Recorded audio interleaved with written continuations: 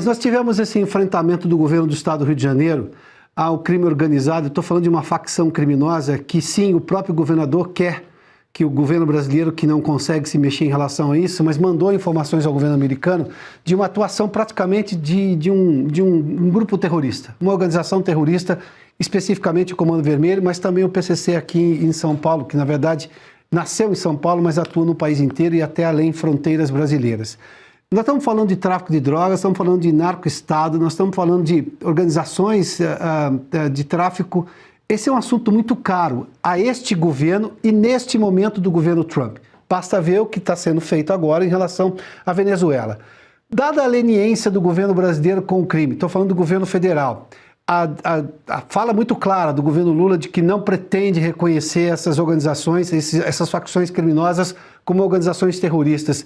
Isso não traz um ingrediente a mais, a forma como isso aconteceu no Rio de Janeiro, a forma como o governo Lula reagiu, ou seja, não tomando a linha de frente no combate ao crime, isso não traz um ingrediente a mais, inclusive para as negociações comerciais entre a Casa Branca e Brasília? Piotr, sem sombra de dúvidas, né? O Brasil já teve outras oportunidades de atender o pedido do governo americano de declarar Comando Vermelho, PCC, Terceiro Comando e qualquer outro grupo de tráfico, milícia que seja no Brasil como grupo terrorista. Até porque a tratativa com esse grupo é totalmente diferente, tanto dentro da lei brasileira, como principalmente da questão internacional de combate ao terrorismo, podendo ter inclusive uma atuação direta americana em parceria com a Polícia Federal brasileira e com as polícias brasileiras a respeito. Mas isso foi negado no primeiro mandato de Trump pela Dilma, foi negado no segundo, agora recentemente por Lula também, a inclusão desses grupos como grupos terroristas, deixando claro que o governo atual, o governo petista, não tem a intenção real de combater o crime organizado.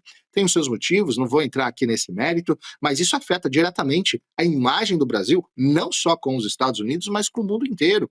Que país é esse que de fato não se organiza de forma a combater uma criminalidade que só no estado do Rio de Janeiro, segundo estudos de universidades públicas cariocas, 25% da população do Rio de Janeiro vive em áreas dominadas pelo tráfico ou pela milícia, onde o Estado não entra. Um quarto da população fluminense não está protegida pelo Estado e está debaixo do jugo de um Estado paralelo, com leis próprias. Isso é um absurdo. Não reconhecer isso é no mínimo injusto, no mínimo.